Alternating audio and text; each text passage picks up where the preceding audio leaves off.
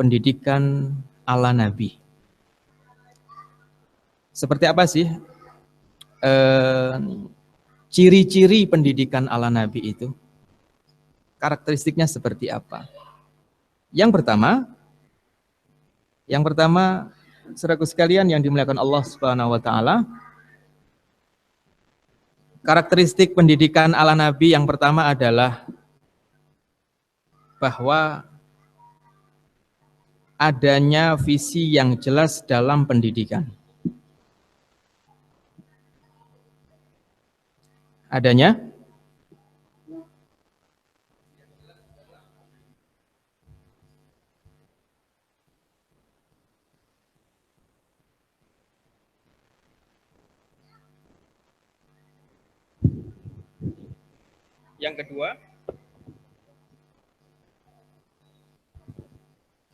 yang kedua,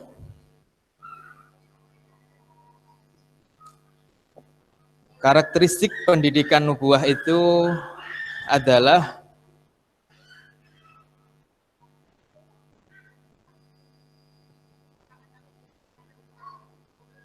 belajarnya orang tua sebelum anak. Orang tua belajar sebelum anak. Kemudian yang ketiga,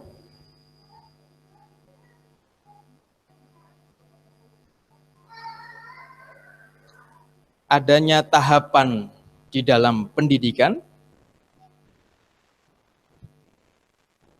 Dan yang keempat,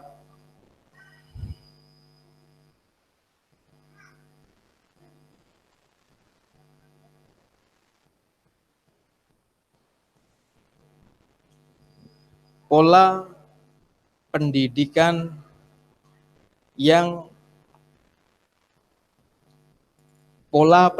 yang tepat. Saya sebutkan 4 ini saja, walaupun selain 4 ini masih banyak, Bu. Tapi pagi ini kita menyelesaikan 4 ini, Masya Allah. Yang pertama, karakteristik pendidikan ala Nabi itu adanya visi pendidikan yang jelas. Adanya visi pendidikan yang jelas. Dan visi pendidikan di dalam Al-Quran, Allah sampaikan di dalam surat At-Tahrim ayat 6.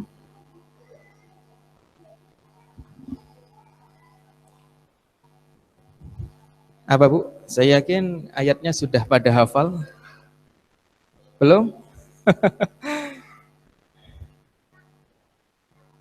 Surat At-Tahrim ayat 6. Visi pendidikan di dalam Islam. Ya ayyuhalladzina amanu qu anfusakum wa ahlikum nara. Wahai orang-orang yang beriman, jagalah dirimu dan keluargamu dari api neraka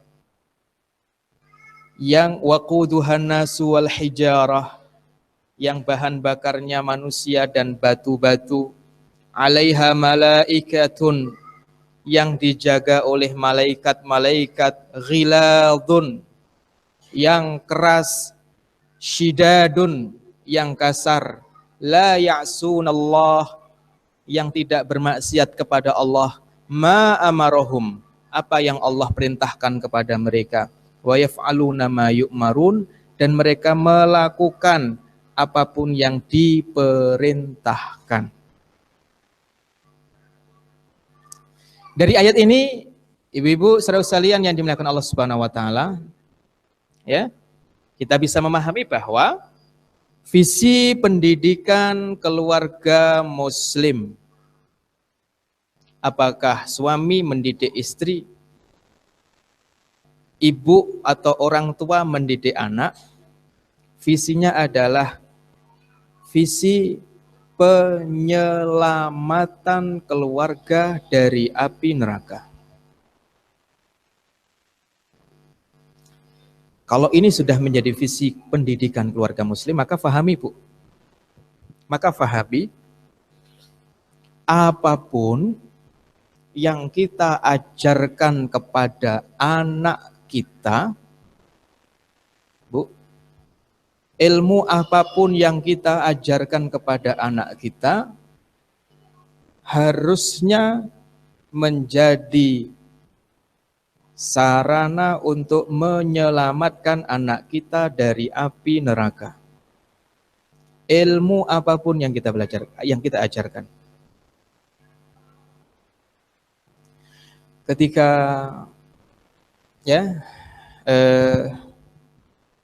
ketika kita mengajarkan apa saja, Bu? Kita ngajarin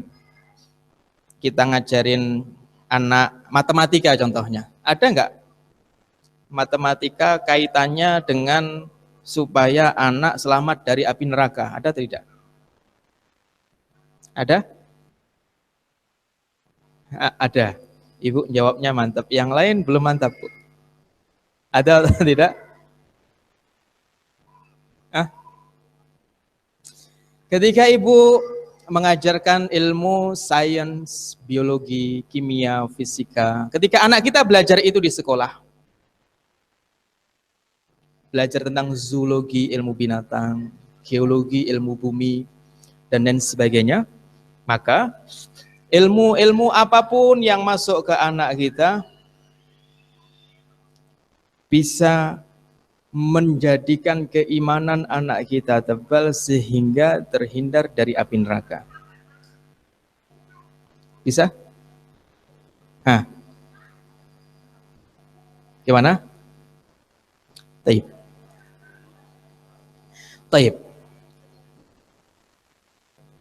Ini karena kita ini sudah lama ilmu di kita ini disekulerisasi, Bu. Didikotomikan. Ada ilmu agama, ada ilmu dunia. Dibuat dikotominya. Gitu ya. Padahal dulu, ya kan? Dulu kalau ibu-ibu membaca sejarah ulama-ulama, ilmuwan-ilmuwan kita, mereka tidak mendikotomikan ini ilmu agama, ini ilmu dunia. Bahkan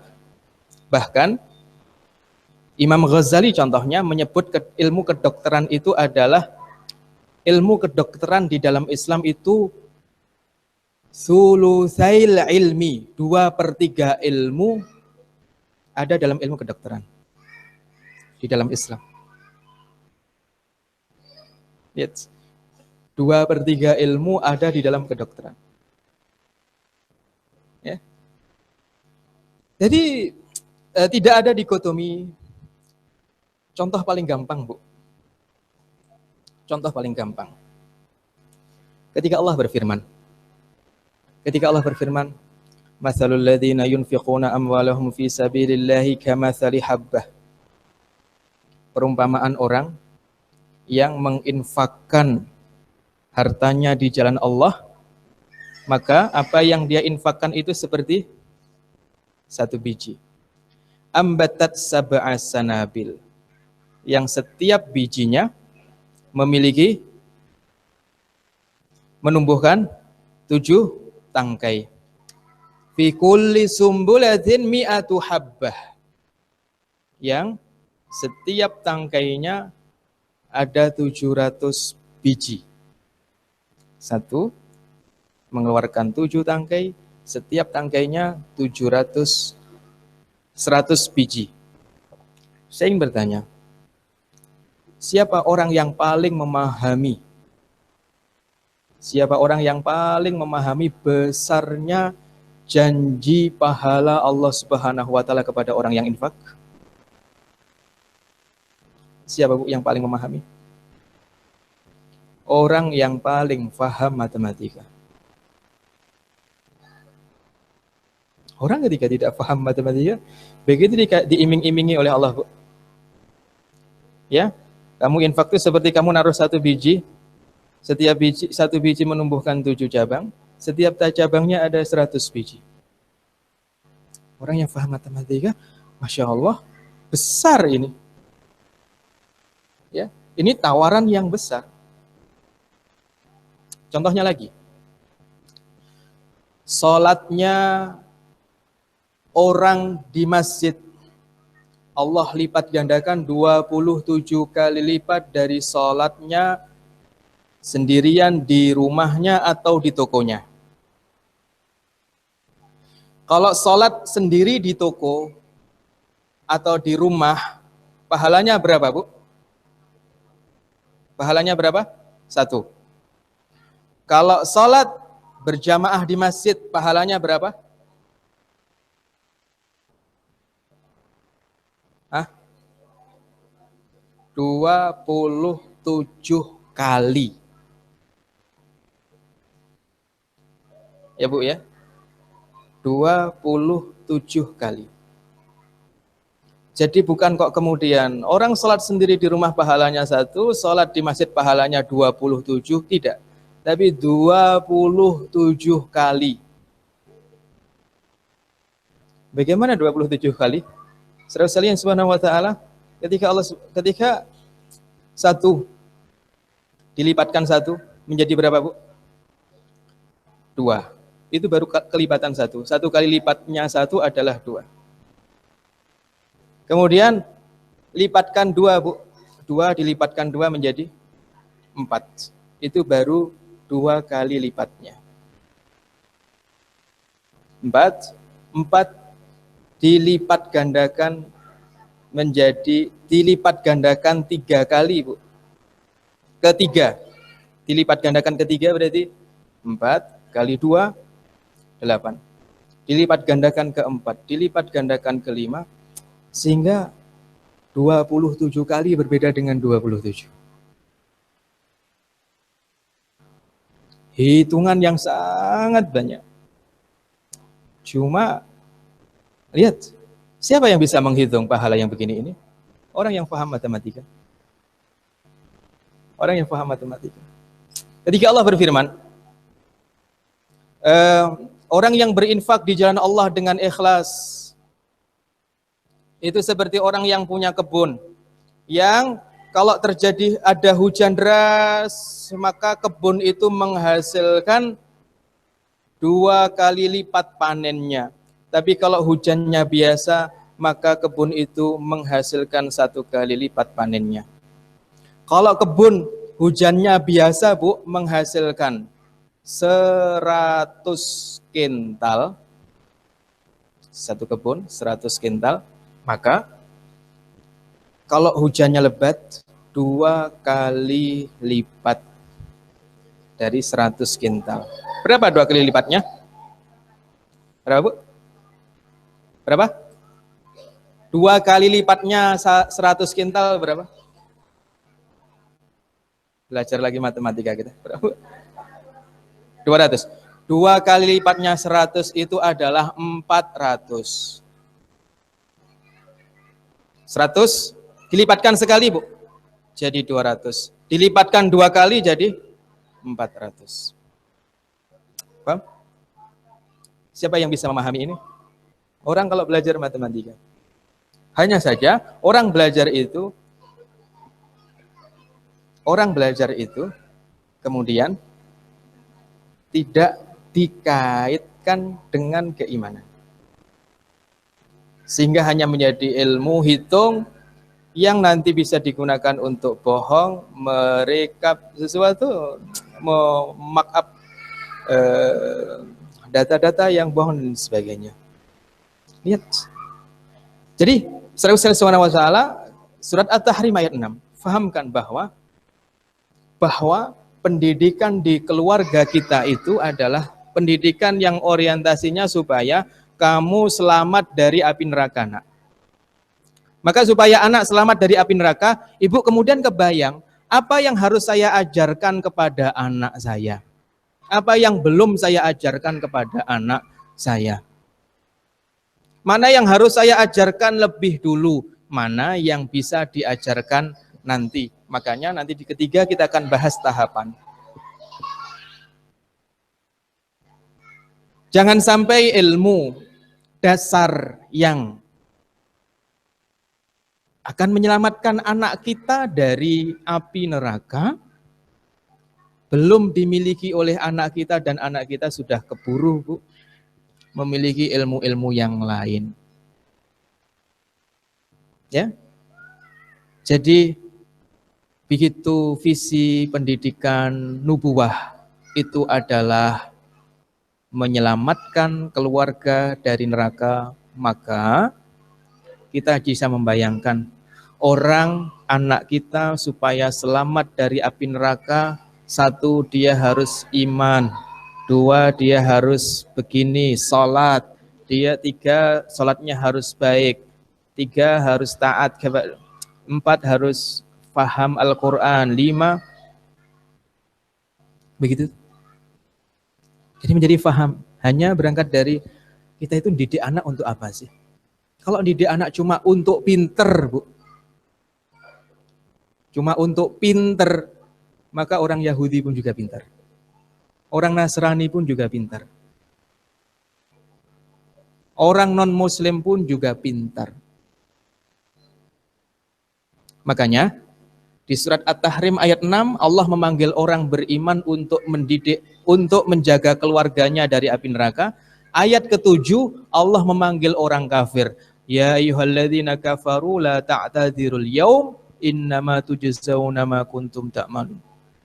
Wahai orang-orang kafir, gak ada alasan bagimu hari ini karena kamu akan dibalas sesuai dengan apa yang kamu kerjakan. Saya itu kalau membaca ayat, Bu, selalu mengaitkan antara satu ayat dengan ayat setelahnya. Karena ada ilmu di dalam tafsir Quran namanya adalah ilmu munasabah. Ayat ini bicara ini, ayat setelahnya bicara ini, pasti ada kaitan antara ayat ini dengan ayat setelahnya. Ayat 6 Allah memanggil orang beriman untuk menjaga keluarganya dari api neraka. Ayat 7 Allah memanggil orang kafir, dan di dalam Quran Allah cuma sekali ini saja, Bu, manggil orang kafir. Cuma di ayat 7 itu saja. Iya. Kalau qul ya ayyuhal kafirun itu Allah meminta Nabi untuk manggil orang kafir, bukan Allah sendiri yang memanggil. Tapi Allah manggil orang kafir cuma di ayat 7 surat At-Tahrim. Apa pelajarannya? Mengapa setelah Allah memanggil orang beriman, hai orang beriman, jaga dirimu dan keluargamu dari api neraka. Setelah itu Allah manggil orang kafir, wahai orang kafir, nggak ada alasan bagimu hari ini.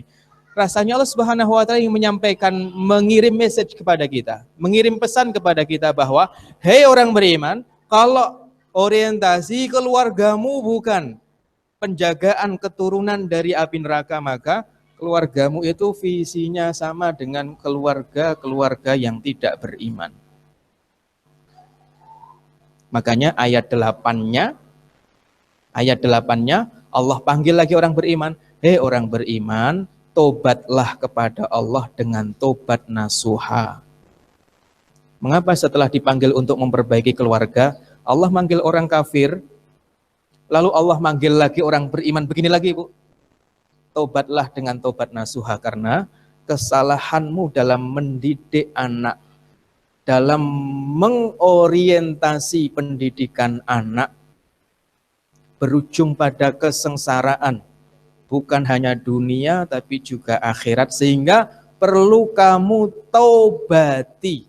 Dan tobat beda dengan istighfar. Tobat untuk dosa besar, istighfar untuk dosa kecil. Karena kesalahan kita dalam orientasi visi pendidikan anak kita menyebabkan anak kita bukan hanya sengsara dunia tapi juga sengsara akhirat. Orang tuanya yang harus tobat, Bu. Harus banyak tobat. Dan kalimat taubatan nasuha ada di ayat ini dalam Quran. Lihat. Makanya saudaraku sekalian yang dimuliakan Allah Subhanahu wa taala, fahamkan ketika kita menyekolahkan anak kita, Bu. Ketika kita menyekolahkan anak kita. Ya. Dan fahami bahwa sekolah itu sifatnya hanya membantu amanah dan kewajiban kita dalam mendidik anak. Begitu kita sudah menyekolahkan anak kita, bukan berarti tanggung jawab kita dalam mendidik anak lepas. Kenapa? Karena nanti ternyata tetap saja di akhirat anak akan ditanya orang tuanya. Walaupun sudah disekolahkan, walaupun sudah dipondokkan. Lah kan sudah saya pondokkan, saya nggak lagi didik, nggak bisa seperti itu. Tetap kewajiban utama pendidikan anak bukan sekolah, tapi orang tua. Nggak akan pindah bahu pendidikan itu, tetap di bahu kita.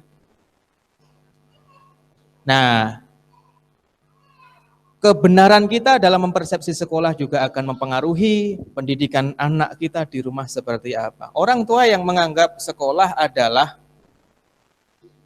ya bahu kedua untuk menaruh amanah pendidikan anak, maka pasti pendidikan anaknya di rumah tidak terlalu diperhatikan. Tapi kalau orang tua melihat yang berkewajiban mendidik itu saya, kamu sekolah cuma membantuku dalam mendidik anakku. Kalau orang tua sudah begini, Bu, maka orang tua paham, saya ini kalau mau memasukkan anak ke sekolah, saya tanamkan ke anak saya apanya dulu. Ini adanya di sekolah ini. Belajar dulu. Nanti ilmu-ilmu yang ini gampang. Gampang. Ya.